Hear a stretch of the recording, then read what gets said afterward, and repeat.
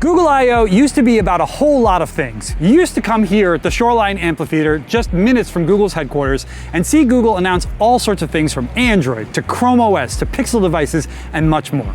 But this year, there's only one thing on the menu: AI. I know people are seriously sick of AI, and to be honest, I'm pretty sick of it too. But despite the AI overload, there were quite a few cool things announced here, and I'm going to show you 5 of them right now, starting with a new thing coming soon to Android called Halo. So to understand Android Halo, you first need to understand Gemini Spark. Spark allows you to run Gemini agents on a virtual machine 24 hours a day, 7 days a week. Let's say you are really into... Let's say you are really into Sprite. And every day you want a report delivered to you that tells you if there's been any news on Sprite over the past 24 hours. How would you do that with Gemini today? You could do it, but you would need to have a browser window open on your laptop at all times for it to work. But with Gemini Spark, you offload that agent to a virtual machine so you get that Sprite report daily without needing to keep your laptop powered on at all times.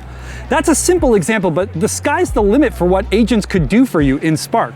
You could even have one agent interacting with another agent to perform truly complex tasks. But if you do that, how will you monitor them easily? That's what Halo does. On your Android phone, Halo will be a little Gemini icon that pops up in your status bar. You'll be able to interact with it and see what your Gemini agents are up to. There might even be a message from an agent that you need to respond to. So when will you be able to do this? Spark is coming to trusted testers now and will be available in a beta version for Google AI Ultra subscribers in the US next week. If you're not an Ultra subscriber because you think it's too expensive, stay tuned because I have good news on that front for you. Anyway, Google Spark is also going to see a wider rollout to everyone in the coming weeks. Meanwhile, Android Halo is coming later this year with Android 17. Don't be surprised if we see it as a Pixel 11 exclusive, at least for a little while, but I could be wrong on that. Speaking of the Pixel 11, Android Halo could even have more advanced capabilities on devices that support Gemini intelligence. There's a lot of controversy going on right now about what current devices will support Gemini intelligence and what that means for devices that don't. Stay tuned for more on that coming soon, but for now, let's talk about something everyone watching this uses: YouTube. So if you go up to the search bar on YouTube, it's pretty simplistic. You type in the keywords and it finds videos that match those keywords. But YouTube is going to get AI-powered search through a new feature called Ask YouTube. If you've ever used things like Ask Maps, this is very similar. Instead of surfacing a list of videos that match the keywords you're looking for, Gemini can really dive deep into the info it thinks you want and provide not only multiple videos on that topic, but specific timestamps to the things you want to know about. It organizes it nicely for you and even allows you to continue the search through more prompts. This makes a YouTube search more like a conversation and less like a simple show me videos about this one thing. Ask YouTube is coming to the United States later this summer. There's no word yet on a wider rollout, unfortunately. Another Google product every single person watching this uses is Google Search. Google is changing this in a pretty significant way by bringing the power of AI mode right into the regular search bar. Honestly, the day Google announced AI mode, I knew this was coming, and I'm super glad to see it. Now, you won't need to do this yourself. You won't need to say, is this a question for regular search or something for AI mode? Now you just start typing into the same Google search box you've been using for 25 years. The box will expand to accommodate your long prompts and give you the ability to skip right into AI mode. Of course, if you don't want to use AI mode, and I'm sure a lot of you don't, you can just do a typical search. You'll still have AI overviews there, which you can't avoid, but I want to make sure it's clear that you don't need to use AI mode. But Google really wants you to use it. So much that now within an AI overview, you can quickly transition to AI mode if you need to. If your search is very complex, Gemini will even help explain it by dynamically creating graphics, tools, and even short video clips. Once again, you don't need to tell Search to do this. It just does it once it realizes this will be the best way to get you the information you're looking for. The new AI search box is starting to roll out today in all countries and languages where AI mode is available.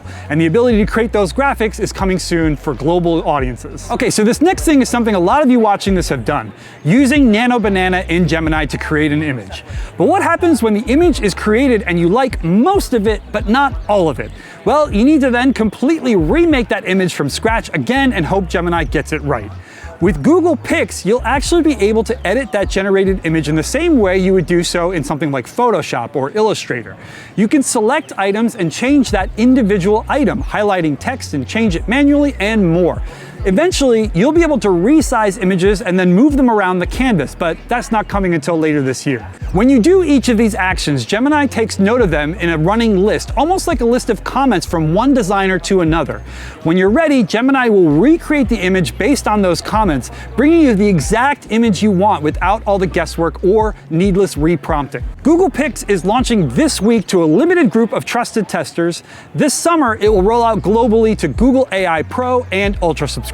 Speaking of being a Gemini subscriber, Google is changing how that works. There is still a completely free tier, so don't worry about that. But if you're willing to pay, you can unlock new features in Gemini through the Plus and Pro plans, both of which still cost the same as they did before, which is $8 per month or $20 per month.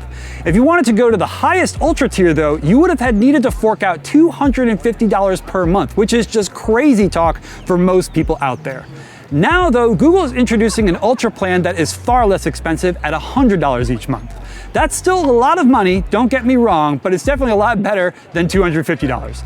And if $250 isn't crazy for you, then you'll also love to know that Google dropped the price of that top tier to just $200. That means you have more choices for your Gemini subscription, and even if you go all the way to the very top, you'll be paying less than you did previously, which is always good news. Obviously, a lot of people watching this will never pay for a Gemini subscription because they don't want or need it.